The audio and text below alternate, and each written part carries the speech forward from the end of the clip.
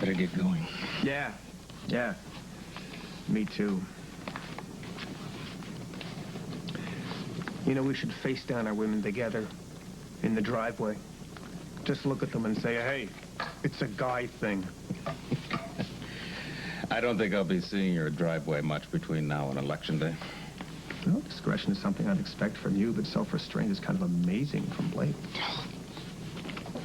I get this involuntary muscle contraction in my neck every time you mention her name, because I know, Ed, that you still picture Blake in pigtails. I just like to see you squirm. You do it so well. Oh, obviously, it took a long time to get used to the idea, but I think Maureen and I came to the opinion that all the sticky circumstances notwithstanding, Blake could have done a lot worse than you. I wonder. Bed of roses, bowl of cherries, whatever it is, isn't it nice to know it can still surprise you?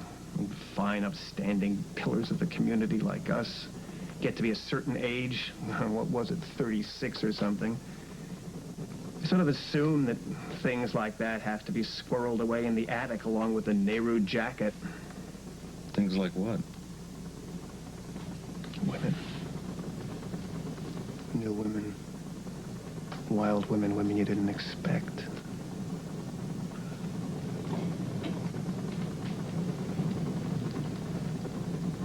Roger knows.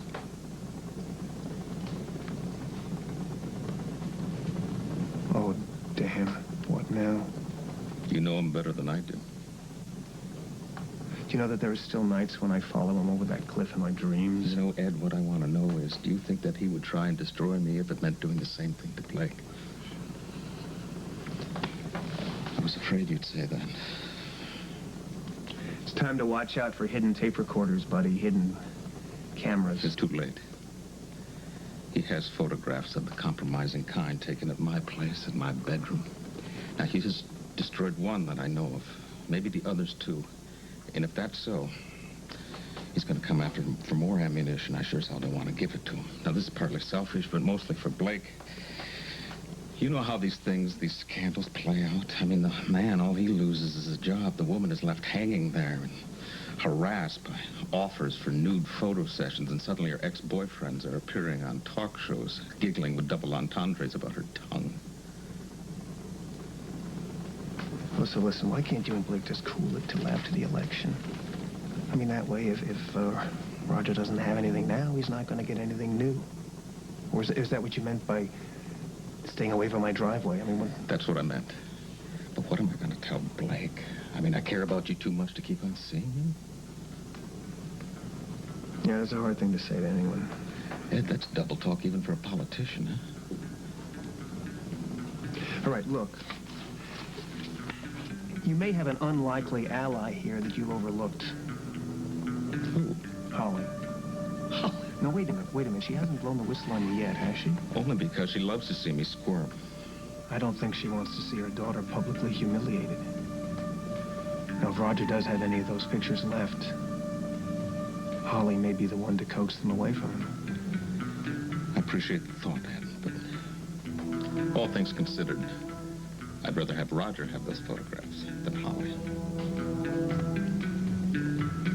Now you know what you've been buying with me for all these years. The privilege of being done dirt by your daughter. She doesn't see this as having done anything to anybody. I beg your pardon? Well, from her point of view, all she did was fall in love. And you believe that? I believe that Marlar is capable of making her believe it, yes. And the fact that he was involved with me slipped her mind. Holly, now come on. First he was, and then he wasn't. Isn't that right? She was the aggressor, Roger. Yes, but you can identify with this attraction. Isn't that right? No. I don't buy this. This fair-minded, objective routine. It burns you. I know it does. All along you've been plotting the downfall of candidate Marlar, and she's been whispering your every move into his ear. Come on. It's got a stick in your throat. And you've been dangling the skyscraper in front of her and her own personal parking space, and all the time she's been crawling into bed with your worst enemy. Of course, you have so many worst enemies, sheer probability would predict she'd go to bed with one of them sooner or later. I should have known better to come to you with this. You are so filled with hatred of me, of Ross, of men, period. that you are incapable of addressing the question of what do we do. So what? What do we do? Well, I can make very sure he doesn't get his Senate seat. Can't I? Though not without some cost to our daughter in the process. Yes, that is what is unthinkable to you, that it should cost her anything. Believe it or not, I understand that. I mean, I've loved her too.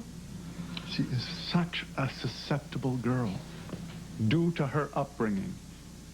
I mean, she sees us as loving her in the abstract, but somehow denying her any real love.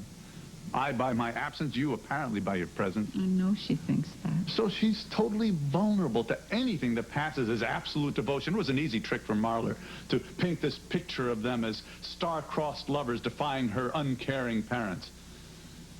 And with her in his pocket, he could know well in advance of any campaign strategy I was working out with Flynn. I mean, he's going to dump her at 8:01 p.m. when those polls close on Election Day. The big question for me is between now and then, do I let him get away with it? What? I think you so regret missing her childhood that you're determined to keep her in it for the rest of her life. What is that supposed to mean? Ross is hardly the mastermind you make him out to be. And the reason for my hate, my anger, is my frustration at seeing you over and over again excuse her anything. Shield her from every responsibility. She is my daughter. I know you do it because you adore her, but look what you're doing. You have given her a totally inconsequential life, a life of no consequences whatsoever. Now, how can she tell the difference between a bad choice and a good choice if you smooth everything out in the end? How does she know that it's far enough to go or it's too far if there's always some safety net under her to catch her? I don't care about Ross. He can lose the Senate campaign. He can dump her. I don't care about him. But let her make a mistake. Let her know it. Let her feel it. And let her learn from it.